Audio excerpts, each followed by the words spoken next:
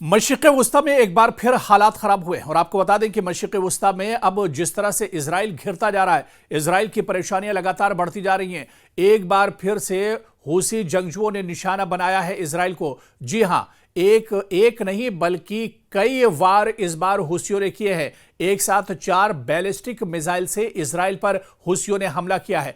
किस तरह का यह हमला था और इस हमले में इजराइल को कितना बड़ा नुकसान हुआ है, हूसी किस तरह से इजराइल के लिए दर्द सर बने हुए हैं, और इसके अलावा माजी में हूसी कौन कौन से बड़े अटैक इजराइल पर कर चुके हैं, किस तरह से बिन गोरियन एयरपोर्ट और इसके अलावा तल अवीव में बड़े हमले इससे पहले हूसियों के जरिए किए जा चुके हैं। लेकिन यह जो बड़ा अटैक हालिया दिनों किया गया है, बड़ा हमला, क्योंकि एक नहीं बल्कि 4 बैलिस्टिक मिसाइल के जरिए इजराइल को निशाना हूसियों ने बनाया है। यानी अब इजराइल की परेशानियां और बढ़ गई हैं, क्योंकि इजराइल लगातार इस तरह के हमलों को अब एक तरह से परेशानी उसकी बढ़ रही है। लगातार इस तरह के हमले अब इजराइल पर बढ़ते जा रहे हैं। कभी आईडीएफ के जवानों पर इस तरह के हमले होते हैं, कभी इजराइल के एयरपोर्ट को निशाना बनाया जाता है, कभी इजराइल की बंदरगाह को निशाना बनाया जाता है, और कभी इजराइल के सिक्योरिटी फोर्सेस के जवानों को निशाना बनाया जाता है। और इस बार भी आप देखिए कि एक नहीं बल्कि 4 बैलिस्टिक मिसाइल के जरिए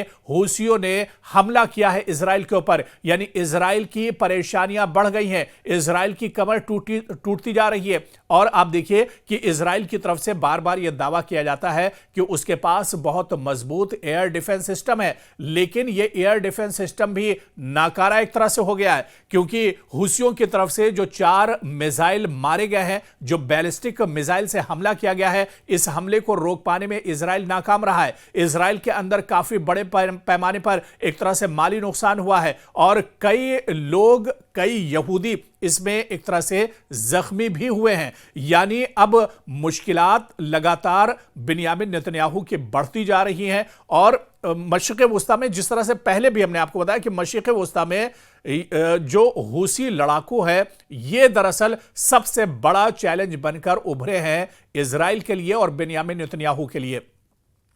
आप देखिए कि जब से हमास और इजराइल के दरमियान मशरिक़ वस्ता में जंग छिड़ी है, जब से गजा पर इजराइल लगातार अटैक कर रहा है, पिछले 1.5-2 साल में लगातार हूसियों ने इजराइल के नाक में दम कर दिया है। इजराइल की परेशानियां लगातार हूसियों ने बढ़ा दी हैं, चाहे रेड सी की बात करें, बहरे अहमर की बात करें, या इसके अलावा इजराइल के दूसरे शहर की हम बात करें। आप देखिए कि समंदर से लेकर जमीन तक और बहरे अहमर से लेकर इजराइल के अंदर तक कोई ऐसी जगह नहीं बची है जो इजराइल के लिए महफूज हो, जो बिन्यामिन नेतन्याहू के लिए एक तरह से सेफ हो, क्योंकि अब कोई भी निशाना, कोई भी टारगेट हूसियों की तरफ से किया जा सकता है, और कभी भी किसी भी टारगेट को निशाने पर हूसी इजराइल को ला सकते हैं। तो आप देखिए कि परेशानियां लगातार अब बढ़ती जा रही हैं, और ये जो 4 हमले एक साथ किए गए हैं, इससे इजराइल की एक तरह से कमर टूट गई है।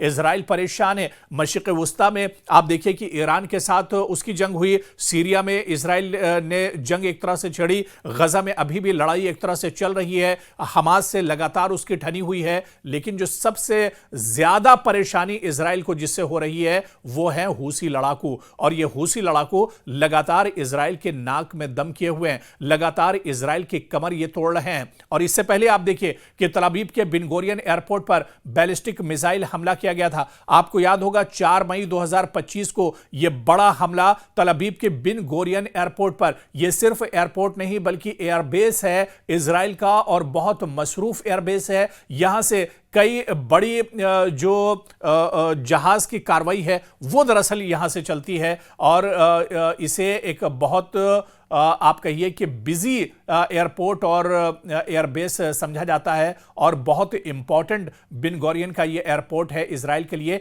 जिस पर 4 मई 2025 को बैलिस्टिक मिसाइल हमला किया था हूसियों ने। और हूसियों ने बिन गोरियन बैनुल अक़वामी हवाई अड्डे पर बैलिस्टिक मिसाइल दागा था, जिसने हवाई अड्डे के बैरूनी इलाके, एक सड़क और गाड़ी को नुकसान पहुंचाया था और परवाजें भी मुअत्तल कर दी गई थी। परवाजें भी इजराइल को रोकनी पड़ी थी, यानी इजराइल को बहुत बड़ा धक्का इससे लगा था और इजराइल इस हमले को नहीं रोक पाया था, क्योंकि इजराइल बार बार यह दावा करता है कि उसका एयर डिफेंस सिस्टम बहुत मजबूत है। लेकिन आप देखिए कि हूसियों के इस अटैक को इजराइल 4 मई 2025 को नहीं रोक पाया था और इजराइल की पोल एक तरह से खुल गई थी।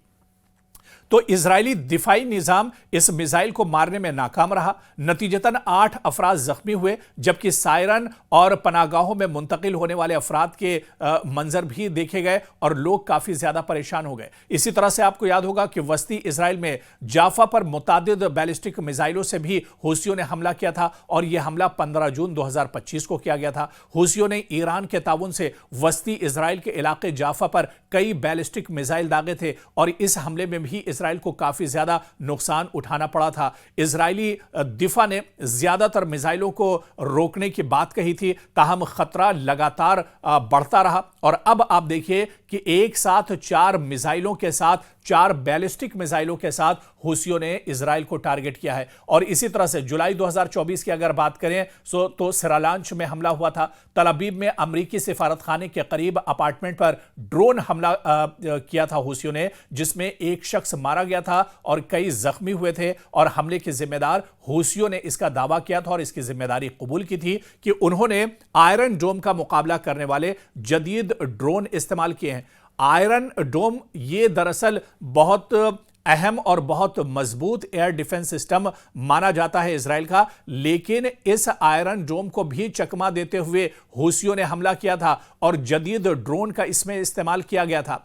इसके अलावा आप देखिए कि जो समुद्री जो रास्ते हैं, समुद्री जो टारगेट्स हैं, उन्हें भी हूसियों ने निशाना बनाया है। रेड सी में सरमायादारी की राह में संगीनी हूसियों ने रेड सी में इजरायली और दीगर कश्तियों बशमूल यूनानी और इसके अलावा जो जहाज, कोई भी जहाज जो रेड सी होकर गुजरते हैं और अगर वो इजराइल जाते हैं, वो अगर इजराइल के लिए काम कर रहे हैं तो उन्हें हूसी एक तरह से निशाना बनाते रहे। और अब एक बार फिर हूसियों की तरफ से ये बड़ा बयान दिया गया है, हूसियों की तरफ से ये एक तरह से चैलेंज किया गया है कि अगर कोई जहाज यहां से गुजरता है तो उसे नुकसान उठाना पड़ेगा। यानी इजराइल के लिए अगर कोई जहाज यहां से जाएगा तो उसे या तो डुबो दिया जाएगा या उसे तबाह कर दिया जाएगा और फजाई दिफा की खराबी या नाकाफी तैयारी के नतीजे में खतरे का जो माहौल है वो लगातार इजराइल पर बना हुआ है। आप देखिए कि इजराइल के जवाबी हमले और जो कशीदगी है इससे और बढ़ गई है। इजराइल ने यमनी हूसी इलाके पर हमले किए, जिनमें हदीदा, रास ईशा, सलीफ की बंदरगाही इलाकों और पावर प्लांट्स को भी नुकसान पहुंचा, लेकिन हूसियों की कमर नहीं टूटी। तो कहीं ना कहीं ये हूसी और भी ज्यादा मजबूत हो गए हैं। ये हूसी अब पूरी ताकत के साथ इजराइल के खिलाफ एक तरह से खड़े हैं और ये हूसी अब पूरी ताकत के साथ इजराइल के लिए एक बड़ा चैलेंज मशरिक़ वुस्ता में बने हुए हैं। और अगर बिन्यामिन नेतन्याहू का यही सोचना है कि अगर ये हूसी इसी तरह से लड़ते रहे, ये हूसी अगर इसी तरह से परेशानी बढ़ाते रहे, तो आने वाले दिनों में ये मशरिक़ वुस्ता में इजराइल के लिए सबसे बड़ा चैलेंज होंगे और इनसे निपटना बहुत मुश्किल होगा। क्योंकि हूसी कोई बहुत बड़ी ताकत नहीं है, लेकिन हूसी पूरी हिम्मत के साथ, पूरे हौसले के साथ मैदान में उतरते हैं और हूसियों ने कहा है कि जब तक मशरिक़ वुस्ता में इजराइल को खत्म नहीं कर लेंगे, इजराइल के जो साथी हैं, उसकी जो मदद करने वाले हैं, उन्हें जब तक खत्म नहीं कर लेंगे, तो हूसियों की ये लड़ाई मशरिक़ वुस्ता में जारी रहेगी।